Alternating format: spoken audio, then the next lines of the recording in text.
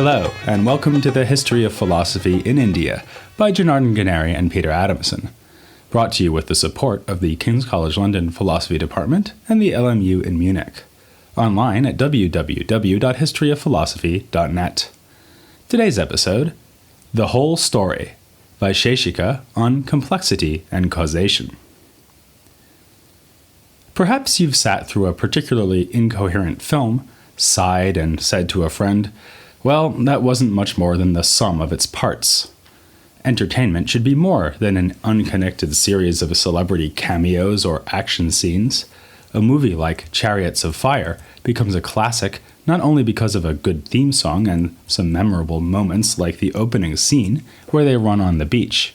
It also needs to have a well-structured and coherent narrative and compelling characters whose development we follow throughout the film.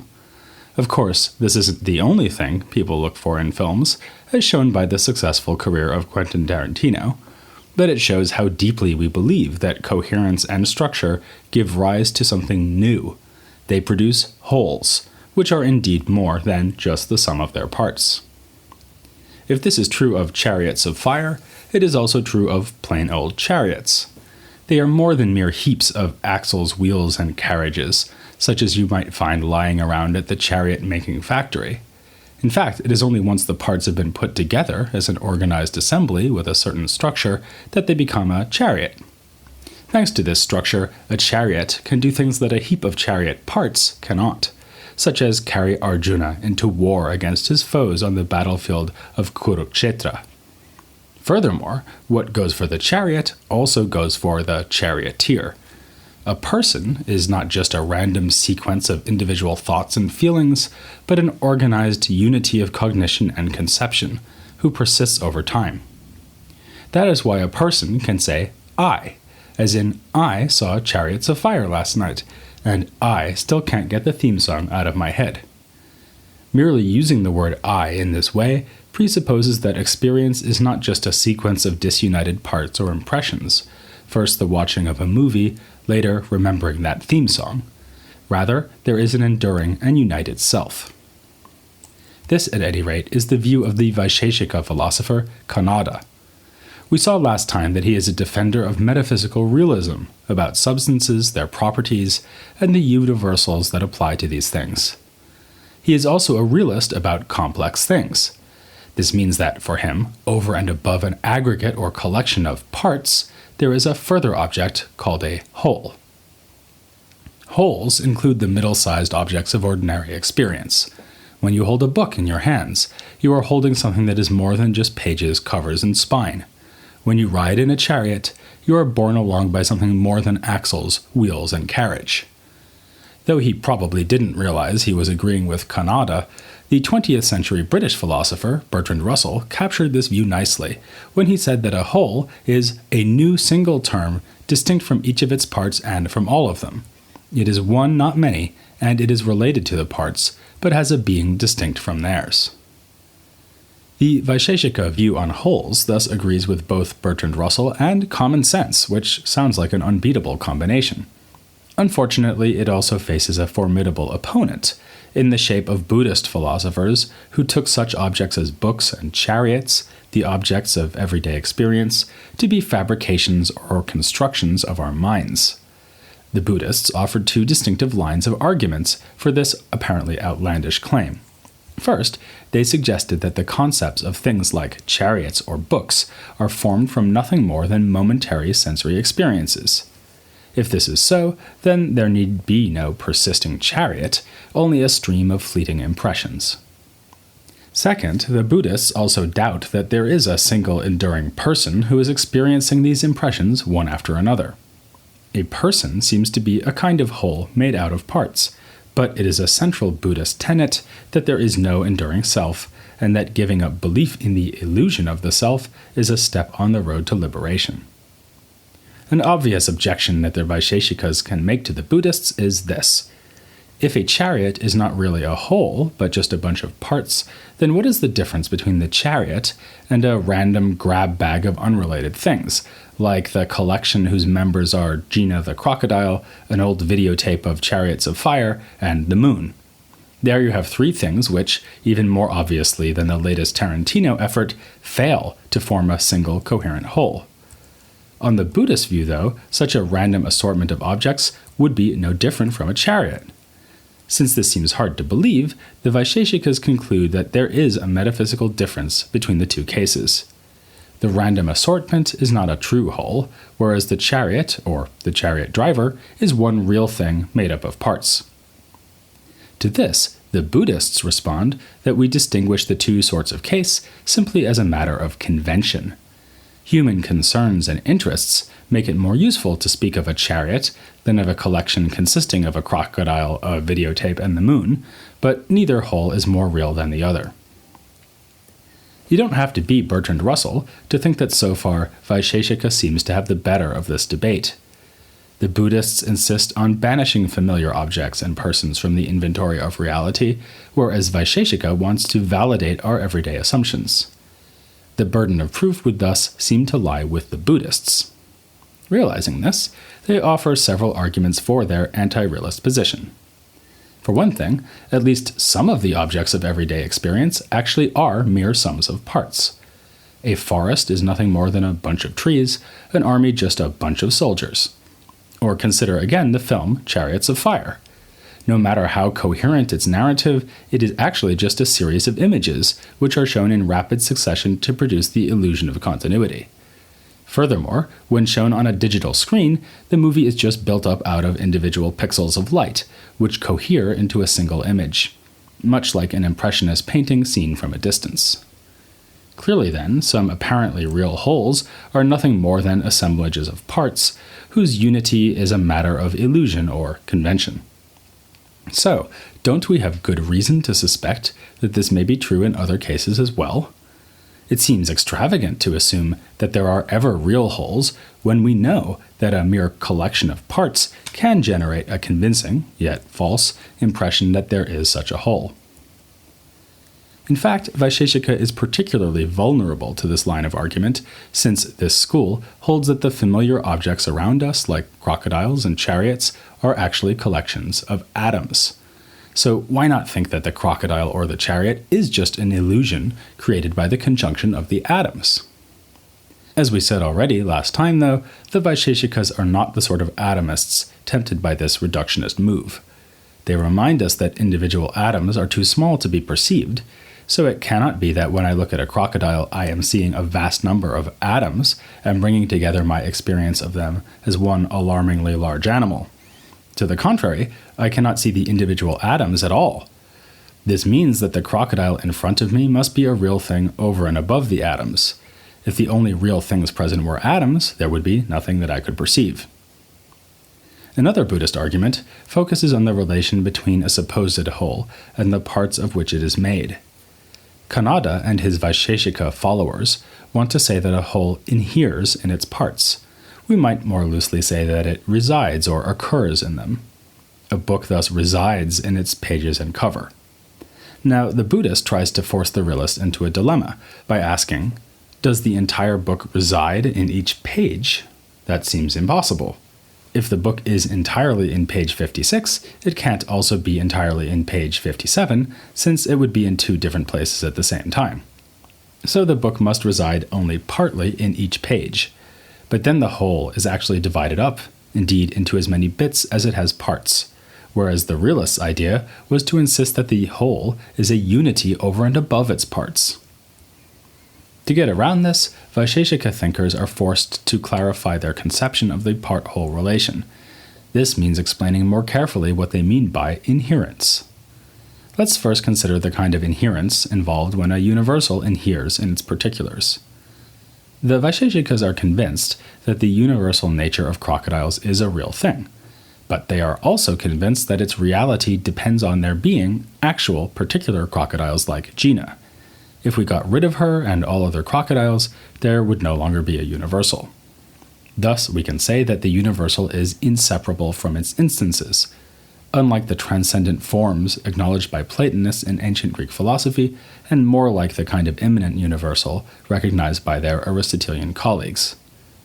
The same goes for the inherence relation between a whole and its parts. The chariot is more than just the axle, wheels, and carriage, but could not exist if these parts did not exist. On the other hand, the case of the whole is not exactly like the case of the universal.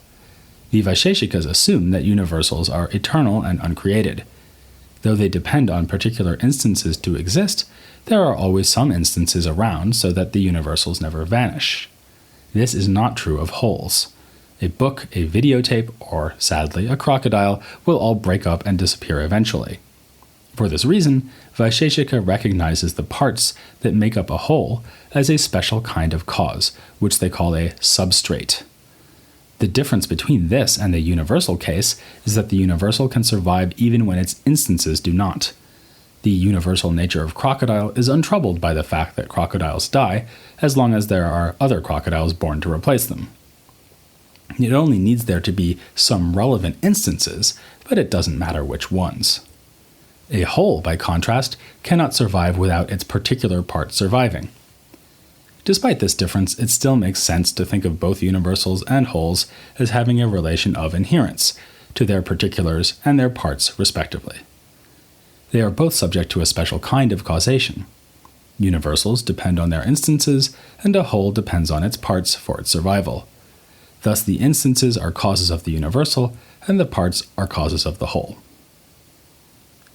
This Vaiśeṣika idea of inherence is a contribution to a long-running debate in India about causation. It has been with us pretty well throughout this entire podcast series. The earliest cosmological speculations in Vedic literature were fundamentally an inquiry into causes. As Bimal Matilal has pointed out, philosophic activity in India arose out of the cosmogonic speculations of the Vedas and the Upanishads. The all-important business of philosophy was to attempt to discover some simple unitary cause for the origin of this complex universe. The influential tradition of Sanskrit grammar also had causal reflection at its heart, with Panini's system of karakas, or relations between verb and noun. This is based on an underlying causal model, in which the verb in a sentence designates an event, and the nouns in the sentence contribute somehow to bringing about that event, as an agent, as an instrument, or what have you. The same idea informed Indian epistemology, and led to the development of the theory of pramanas, the processes that cause an event of awareness and knowledge. We saw that in Nyaya epistemology, 4 such pramanas are recognized: perception, inference, comparison, and testimony. In each case, Nyaya offers an explanation in terms of causation, answering such questions as, what causes a perceptual experience? What are the distinguishing causal factors of true and false perceptual experiences? Under what conditions does knowledge of the premises of an argument cause knowledge of the conclusion? And so on. So anyone who reads ancient Indian philosophical literature will quickly get accustomed to these sorts of causal accounts. Even more quickly, they will get used to running across the same examples again and again. Nyaya and Vaiśeṣika philosophers almost invariably illustrate their discussions of causation with one of 3 examples. The first is the case of the ceramic pot. Its causes include, most obviously, the potter, but also the potter's wheel and stick, and far less obviously, such things as the 2 halves of the pot which the potter joins together, the contact between each of the pot halves, and the contact between them and the stick. A second standard example is a cloth made of threads. Among its causes are the threads from which it is woven, the weaver, the shuttle, the loom, and various instances of contact, like the contact between the threads that are woven together so that they touch. Third, we have the example of chopping down a tree. Here, the felling of the tree is caused by an axe, by its contact with the tree, by the lumberjack who wields the axe, and so on. Notice how in these examples, parts are included amongst the causes, like the threads in the cloth. Such parts are so-called substrate or inherence causes, as contrasted with so-called non-substrate or non-inherence causes, like the weaver or the contact between the threads, and instrumental causes, like the weaver's shuttle. Notice also that the effect of these causes might be a thing, like a pot or a cloth, but might also be an event, like a tree's being felled. Events too can have substrates, though, which in this case would be the tree. Listeners familiar with ancient philosophy may be tempted to detect here a parallel with the 4 types of cause recognized by Aristotle. Doesn't the Vaiśeṣika substrate cause sound a lot like the material cause in his philosophy? Perhaps, but it's not quite the same. The parts of an object are not necessarily identical with the material from which it is made. That would be clay for the pot, wood for the chariot, and obscure 1970s martial arts flicks in the case of a Quentin Tarantino movie. Also, an immaterial substance can obviously not be an Aristotelian material cause, but the Vaisesikas would admit that it can be a substrate cause. The soul, for instance, is the substrate cause of mental events. All of this puts Vaiśeṣika in a position to respond to another Buddhist argument against wholes. The Buddhist points out that 2 distinct objects cannot occupy the same region of space at the same time. You can stuff a cloth inside a pot, but only because the pot is hollow. The 2 of them cannot literally be in the same place. In this sense, matter is impenetrable. But if wholes were real over and above their parts, they would violate this rule. The 2 halves of the pot clearly are in exactly the same place as the whole pot, so the Vaiśeṣika has to admit that there is more than one thing in the same location. To this, the Vaiśeṣika can say that the rule about impenetrability needs to be qualified. Though it is true that material objects cannot usually occupy the same space, this needn't be true if one inheres in the other as in a substrate. In fact, the whole has to be in the same place as its parts, because whenever the parts move, the whole has to move with them.